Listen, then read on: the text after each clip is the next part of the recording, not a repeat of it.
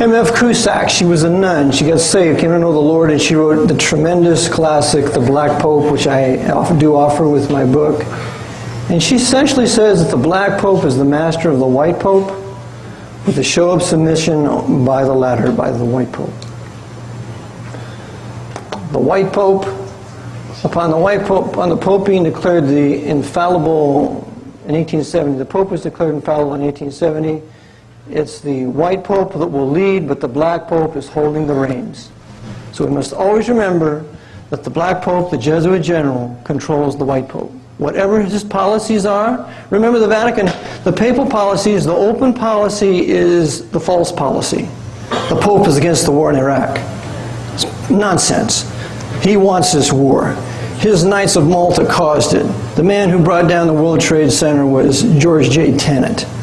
So they have a secret but true policy, but an open but false policy, which is typical of the Roman two-headed Janus. Who is the Pope? Who is this man? Every Pope is an Antichrist. The papacy is the dynasty of these Antichrists. The final Pope will be the Antichrist. The Jesuit order has ruled every Pope since 1814, and it will rule the last and final Pope, who will be Satan's Antichrist, the universal monarch of the world.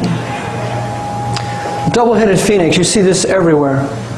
The double-headed phoenix symbolizes the coming man-beast who is alive, he suffers death, he arises out of the ashes of his death, and he becomes the universal monarch of the world, which we read in Revelation 13, who can make war with the beast?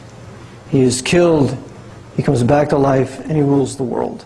The whole course of human history is the coming of this man-beast to rule the world from a third rebuilt Hebrew temple in Jerusalem, and he will also rebuild Babylon, because this is the reason for this war of annihilation in Iraq.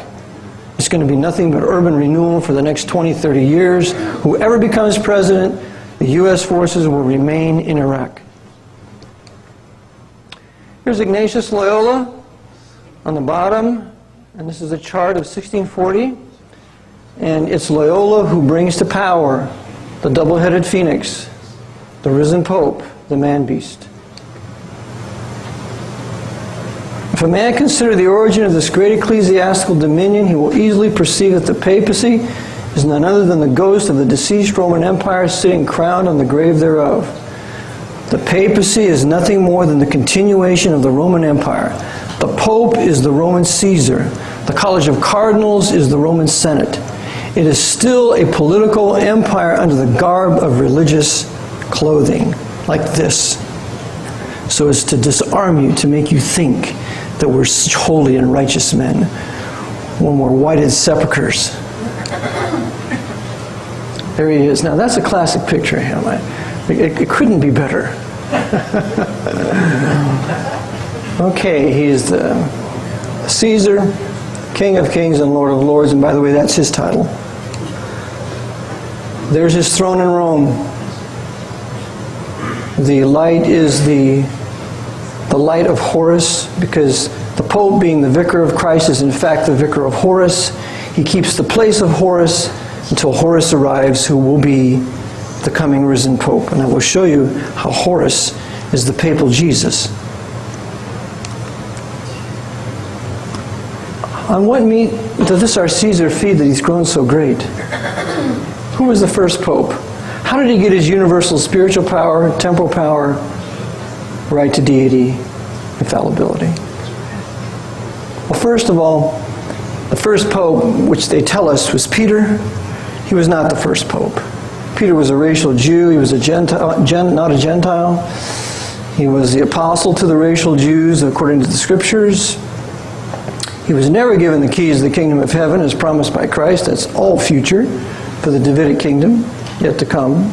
Peter never went to Rome, and his tomb was discovered in 1953 in Jerusalem. Now we will start to begin with the papacy, how Roman Catholicism under the guise of Christianity began. Because true biblical Christianity is not Roman Catholicism. They're mutually exclusive. Roman Catholicism and the papacy always persecutes true Bible-believing people, as I will show you. Constantine is the founder of Roman Catholicism, just as Muhammad is the founder of Islam. He creates Roman Catholicism. Now this is a quote here I take from Tony Bushby. Now he's not a Bible believer, but he's a wonderful quote. And he shows how Constantine creates this new god for Rome. And they took a vote.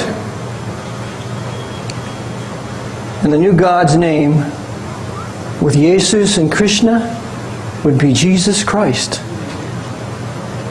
So Constantine the Great creates this Jesus Christ of Romanism as the new God for Catholicism.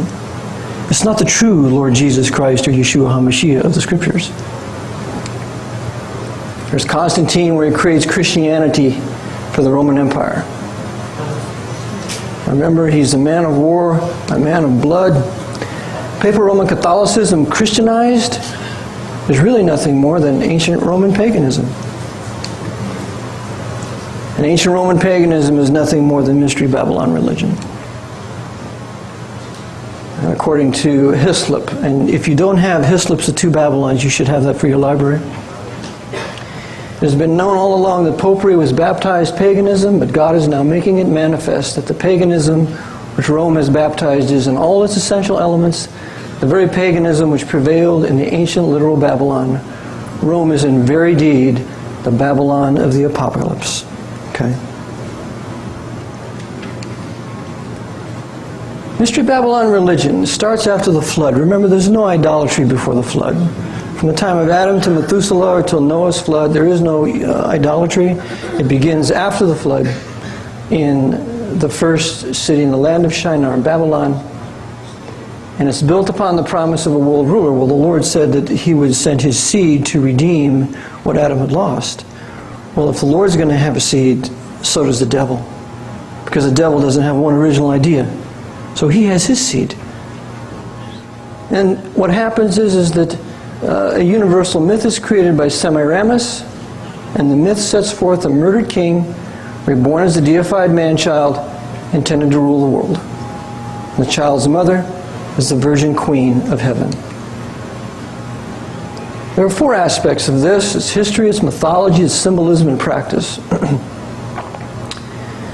Nimrod was the worship of a deified black man. He's the priest king on his throne. He unifies all people at Babel under one world government. He's executed by the godly Shem. His wife Semiramis laments his death, and then she creates the mythology. Here's an artist's view of the Tower of Babel. And remember, the Tower of Babel was composed of peoples. It was the mixing of the races that the Lord had created after the flood. The Lord created the three major races for the purpose of keeping mankind separate, lest man would unite against him as he did before the flood, when there was only one race, one landmass, and one language. So, in Babel you have universal race mixing, and they have three things in common: commerce, sex, and war. Exactly what we have common here in the United States of America today. Mystery Babylon religion is perfected in Egypt, and you have these pyramids. Well, the farthest, represents Osiris. The middle one is Isis, and the small one is Horus. You're going to see this Isis-Horus connection everywhere. This is the middle pyramid. Isis, she brings forth the sun. The man-beast, he's half man, he's half beast. As the Roman papacy will bring forth the final pope, who will be killed, brought back to life, possessed by the devil, and be the man-beast. And the symbolism you will see everywhere. The history, we now go to the mythology. You have the pagan Trinity, which is the Eternal Father, Divine Son, the Virgin Mother. The Virgin Mother, she's the Queen of Heaven. In Babylon, she's Semiramis and Tammuz. In Egypt, she's Isis and Horus. Greece, Maya and Hermes. Rome, Fortuna and Jupiter. And in Papal Rome is Mary and Jesus. Not the Mary and Jesus of the New Testament. You have pagan Babylon.